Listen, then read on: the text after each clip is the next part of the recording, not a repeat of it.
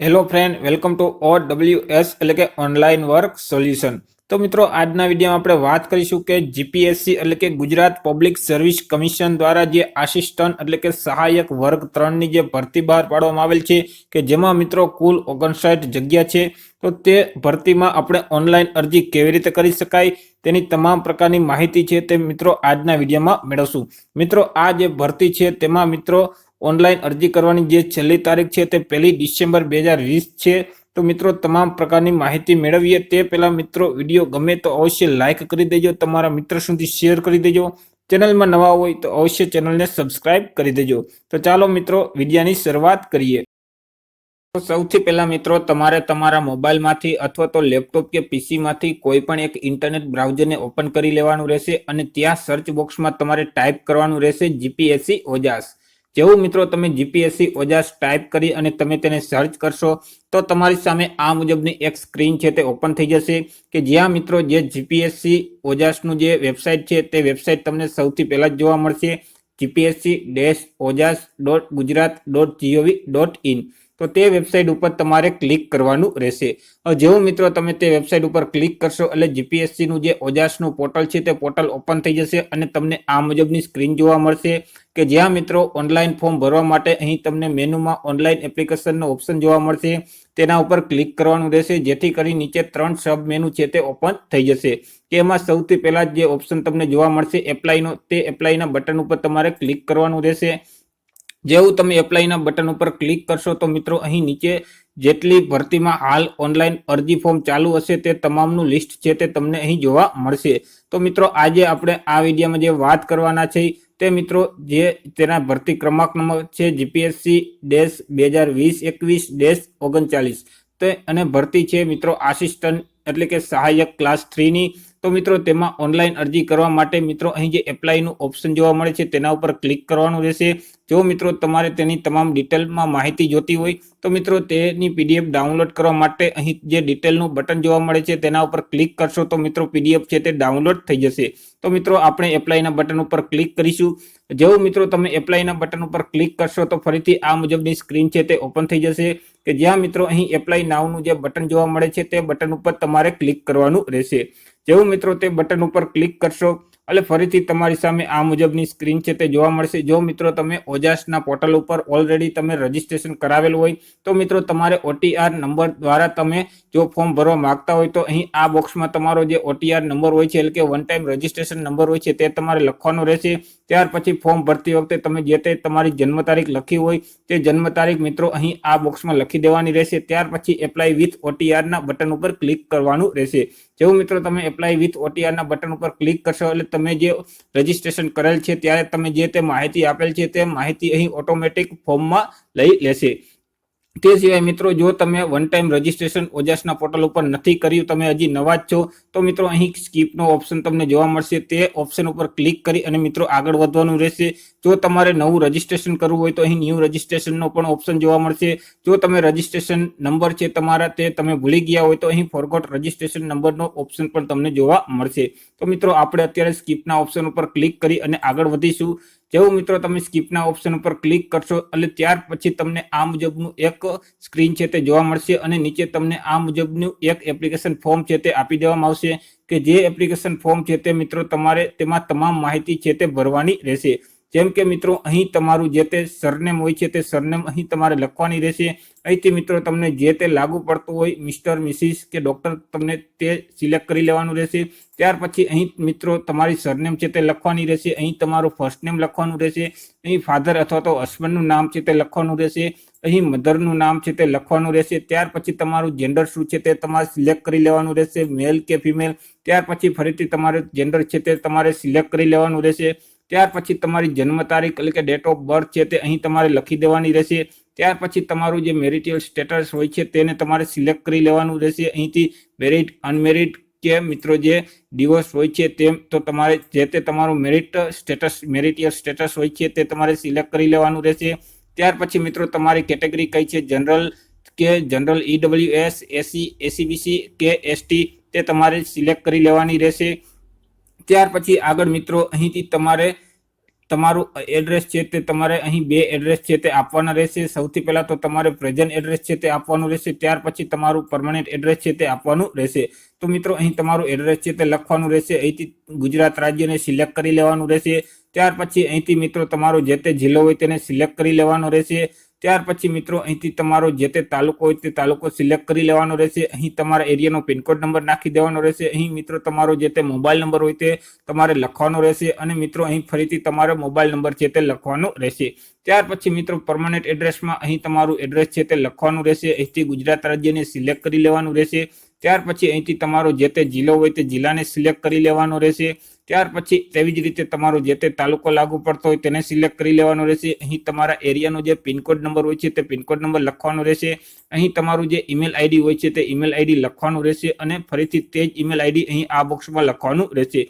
ત્યાર પછી નેશનાલિટીમાં મિત્રો અહીં ઇન્ડિયન તમારે લખી દેવાનું રહેશે। બાય ડિફોલ્ટ લખેલા જ આવશે, જો ના હોય તો તમારે લખી દેવાનું રહેશે। ત્યાર પછી મિત્રો તમારી ઉમેદવારની જે અધર માહિતી છે તે તમારે લખવાની રહેશે। જેમ કે મિત્રો તમે કોઈ પણ રમતગમતમાં વધારાના ગુણ મેળવવા માટે લાયક ધરાવો છો, જો તમે લાયકાત ધરાવતા હોય તો અહીં યસ ઉપર ક્લિક કરી દેવાનું રહેશે। અને ત્યાર પછી અહીંથી મિત્રો કઈ રમતમાં તમે ભાગ લીધેલ છે તે રમતને સિલેક્ટ કરી દેવાનું રહેશે। ત્યાર પછી તે રમતનું સ્તર શું છે, રાષ્ટ્રીય છે અથવા તો આંતરરાષ્ટ્રીય છે અથવા તો આંતર યુનિવર્સિટી છે કે અખિલ ભારત શાળા સંઘ આયોજિત સ્પર્ધા હતી તે તમારે તેનું રમતનું સ્તર સિલેક્ટ કરી લેવાનું રહેશે।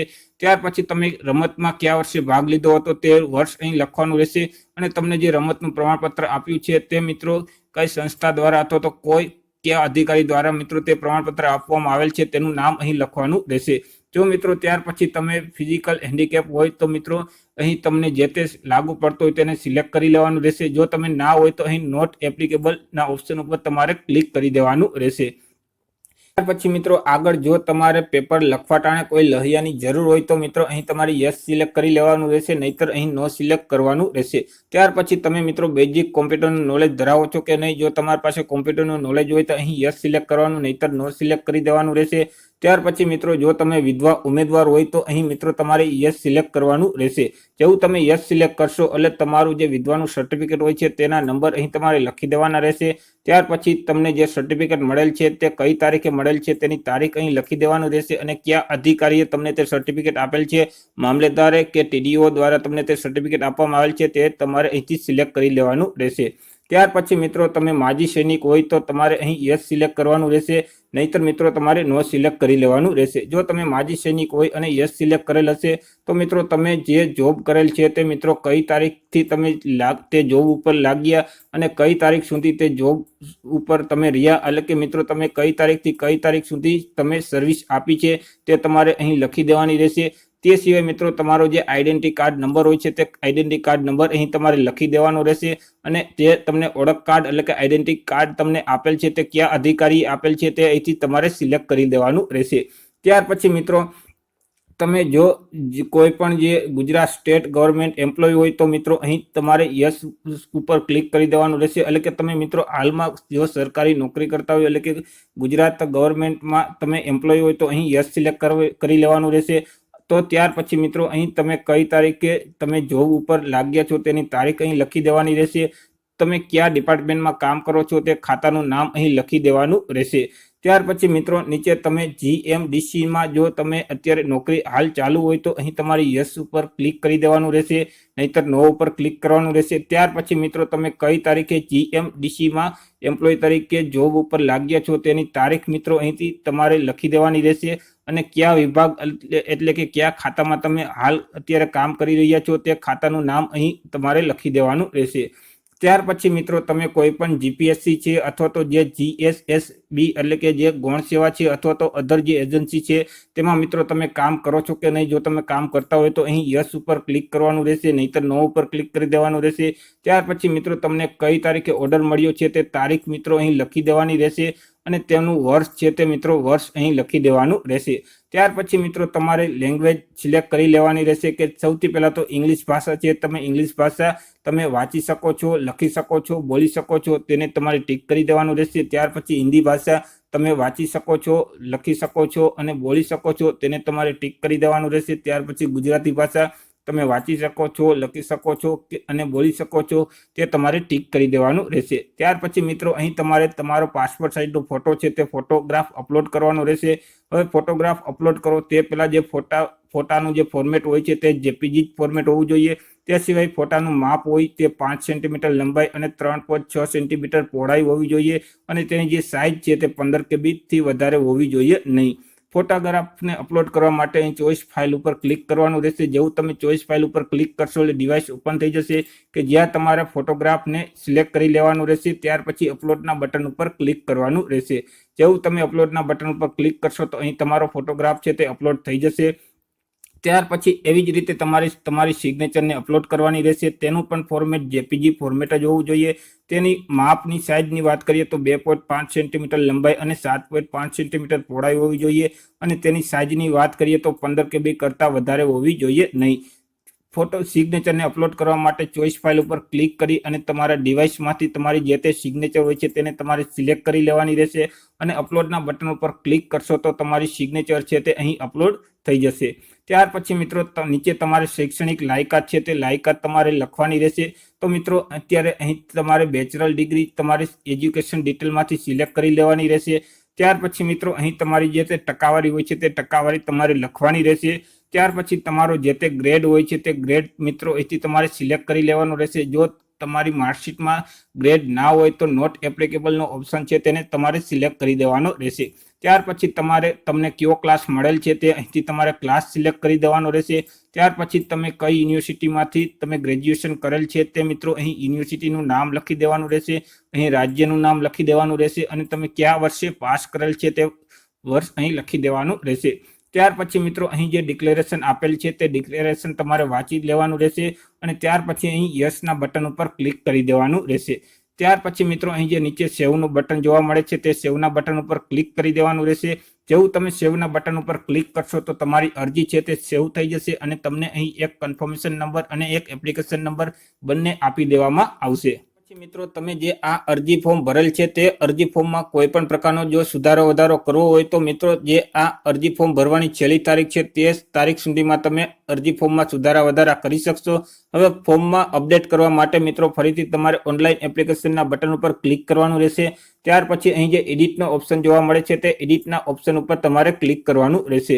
જેવું મિત્રો તમે એડિટના ઓપ્શન ઉપર ક્લિક કરશો તો ફરીથી આ મુજબની સ્ક્રીન જોવા મળશે કે જ્યાં અહીંથી તમારે તમારી જે જોબ હોય છે એટલે કે તમે જે ભરતીમાં ઓનલાઈન ફોર્મ ભરેલ છે તેને તમારે સિલેક્ટ કરી લેવાની રહેશે। ત્યાર પછી મિત્રો આપણે છેલ્લે વાત કરી હતી કે તમને એક કન્ફર્મેશન નંબર આપવામાં આવશે, તે કન્ફર્મેશન નંબર અહીં તમારે લખી દેવાનો રહેશે। તમે ફોર્મ ભરતી વખતે જે જન્મ તારીખ લખી છે તે જન્મ તારીખ અહીં લખી દેવાની રહેશે।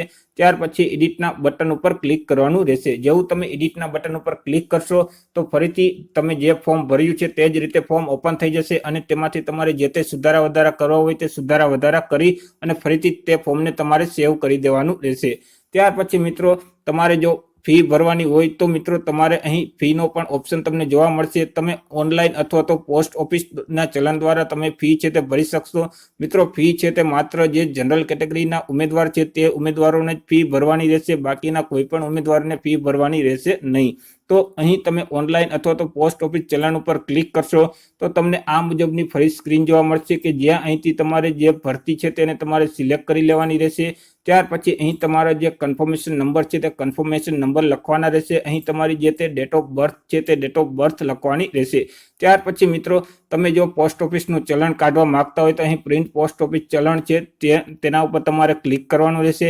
જો તમે ઓનલાઈન પેમેન્ટ કરવા માંગતા હોય એટલે કે ઓનલાઈન ફી ભરવા માંગતા હોય તો અહીં ઓનલાઈન પેમેન્ટ ઓફ ફી છે તેના ઉપર તમારે ક્લિક કરવાનું રહેશે। હવે તમે જે ઓનલાઈન ફી ભરી છે તેનું સ્ટેટસ જોવું હોય તો મિત્રો અહીં ચેક યોર પેમેન્ટ સ્ટેટસનો ઓપ્શન છે તેના ઉપર ક્લિક કરી તમે ફી ભરેલ છે તેનું સ્ટેટસ છે તે જોઈ શકશો। હવે તમે જે ફી ભરેલ છે ઓનલાઈન તેનું મિત્રો તમારે રિસિપ્ટ જોતી હોય તો અહીં ઓનલાઈન પેમેન્ટ રિસિપ્ટનું પણ તમને ઓપ્શન છે તે જોવા મળશે, તે પણ તમને ત્યાંથી તમારી પ્રિન્ટ નીકળી શકશે। તે સિવાય મિત્રો તમારે જે ફોર્મની પ્રિન્ટ તમે ફોર્મ ભરેલ છે તેની તમારે મિત્રો પ્રિન્ટ જોતી હોય તો અહીં પ્રિન્ટ એપ્લિકેશન ફોર્મનો ઓપ્શન પણ તમને જોવા મળશે। તેના ઉપર ક્લિક કરશો તો મિત્રો તમારા ફોર્મની પ્રિન્ટ છે તે નીકળી જશે। તો મિત્રો આશા રાખું છું કે વિડીયો તમને પસંદ પડ્યો હશે। તો મિત્રો વિડીયો પસંદ પડ્યો હોય તો અવશ્ય લાઇક કરી દેજો, તમારા મિત્ર સુધી શેર કરી દેજો. અમારી ચેનલમાં નવા હોય તો અવશ્ય ચેનલને સબસ્ક્રાઇબ કરી દેજો. અને હજુ પણ તમને કોઈ પણ પ્રકારનો પ્રશ્ન હોય તો અવશ્ય નીચે કોમેન્ટ બોક્સમાં જરૂર જણાવજો. તો ફરી મળીશું એક નવા ટોપિક સાથે એક નવા જ વિડીયોમાં. ત્યાં સુધી જય હિન્દ.